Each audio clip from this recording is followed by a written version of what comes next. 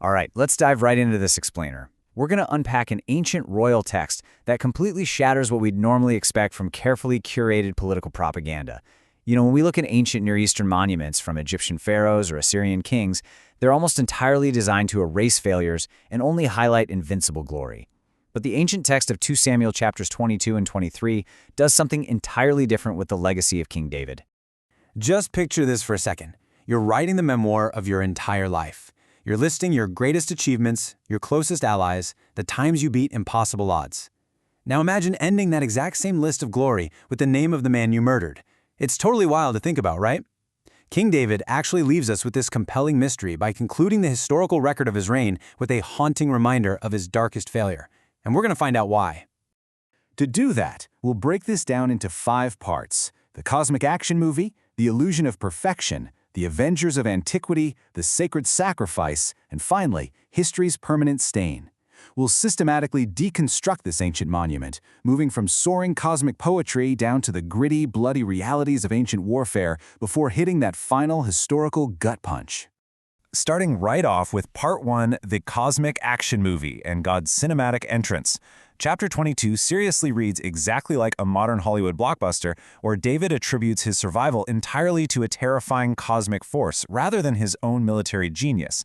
He doesn't start by praising his own battlefield tactics at all.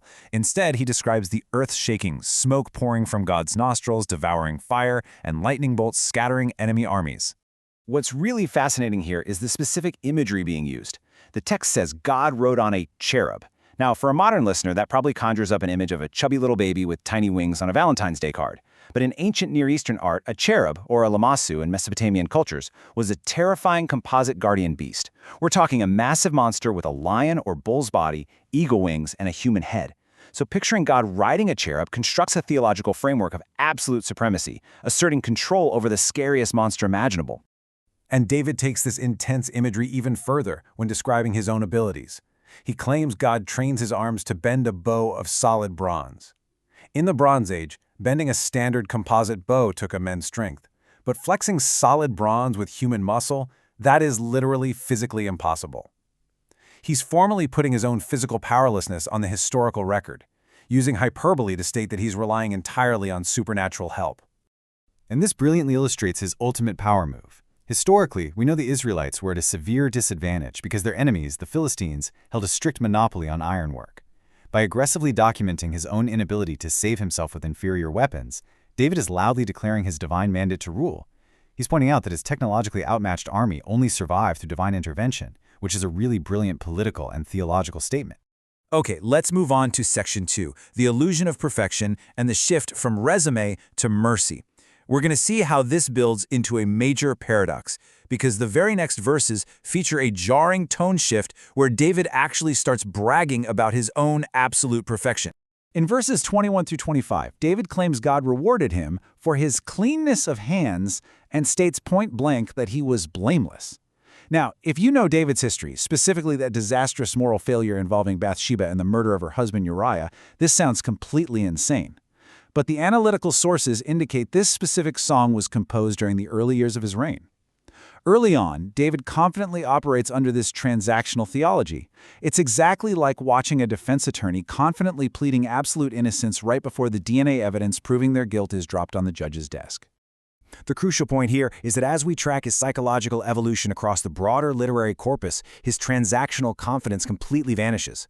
After his massive moral collapse, he can no longer plead innocent. In later texts, like Psalms 32 and 51, he has to rely entirely on unmerited grace. He shifts from claiming a perfect resume to desperately pleading for mercy. Yet even in his youth, David understood a fundamental truth about divine justice. He writes that with the pure, God shows himself pure, but with the devious, God shows himself shrewd, meaning God outmaneuvers the schemers. The text establishes a reality where human manipulation absolutely cannot outwit divine justice, ensuring that anyone who plays devious political games will ultimately lose. It's a principle David himself would learn the hard way later in his reign. That brings us to Section 3, the Avengers of Antiquity and the gritty reality of the mighty men. Here, the explainer pivots from good theology into the actual elite military roster required to maintain an ancient Near Eastern kingdom. Because, as you can imagine, building a kingdom required a lot more than poetry. It required an elite corps of warriors. This roster outlines a highly structured military hierarchy, and the stats listed for these guys push human endurance to terrifying extremes. For instance, the text notes one elite warrior killed 800 men at one time. Now, logically speaking, one guy isn't fighting 800 people simultaneously in an open field. This realistically points to an incredible feat of stamina, like defending a strategic geographical choke point, maybe a narrow mountain pass, over the course of an entire day. These gruesome documentary-style details really strip away the action movie glamour to emphasize the agonizing, cramped, and exhausting endurance required in ancient warfare. We see Eleazar, who fought until severe combat fatigue and lactic acid literally locked his hand to his sword. Then there's Shammah, who stood his ground in a patch of lentils. It sounds absurd until you realize Philistine siege tactics relied heavily on starvation. He was defending critical winter supply lines. And Benaiah, completely outgunned by a heavily armored Egyptian mercenary who somehow managed to disarm and defeat him in close-quarters combat using only a walking staff. Yet, despite these vivid tactical details, the author repeatedly interjects to remind us of something really important. Human effort was necessary, sure, but true success was rooted in a theology of partnership with the divine. The text constantly states the Lord brought about a great victory, refusing to let us view these men purely as self-made superheroes. Moving into Part 4, the sacred sacrifice and the well at Bethlehem. This is where we reach the emotional core of this roster with an incident at the Cave of Adullam that reveals why these men possess such borderline suicidal devotion to David. It wasn't just military discipline, it was deeply personal loyalty.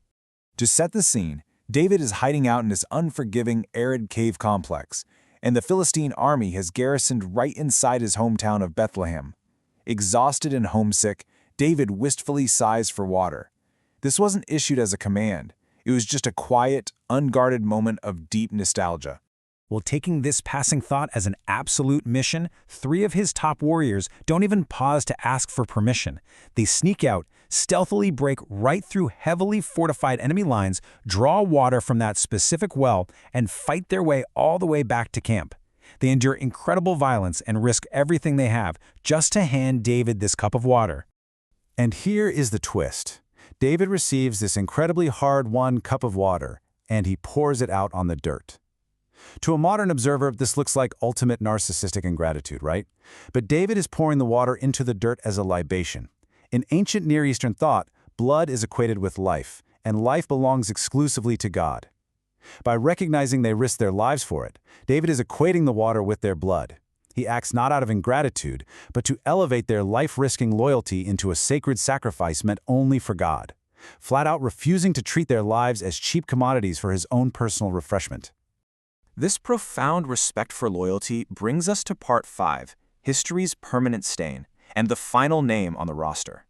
This is what makes the conclusion of Chapter 23 one of the most sobering literary moves in all of ancient history. As we read through the detailed glory and heritage of this elite command council, the text meticulously lists the military achievements of the mighty men. It honors their families, their staggering courage, and outlines the precise hierarchy of the top 3 and the 30. In total, it celebrates 36 legendary heroes who shaped an empire. But then, we arrive at the very end of the list. The 37th and final name is Uriah the Hittite, leaving the name of the man David murdered to cover up an affair as the final thought on his life's resume is an absolutely devastating historical marker. Remember, royal monuments were supposed to completely erase failures.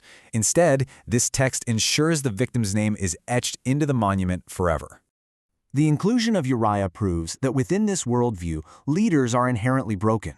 The author is constructing a narrative where the divine grace David desperately pled for in his later Psalms is absolutely real, for sure, but spiritual forgiveness does not wipe away the permanent, historical consequences of our actions.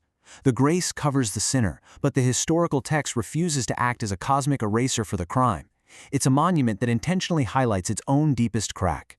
So as we look at the legacy of the mighty men and the deep cracks in David's monument, it leaves us with his final, provocative thought about the reality of our own relationships and legacies. Think back to that cup of water for a second. David's warriors heard a casual, passing desire and treated it as a mission worth dying for.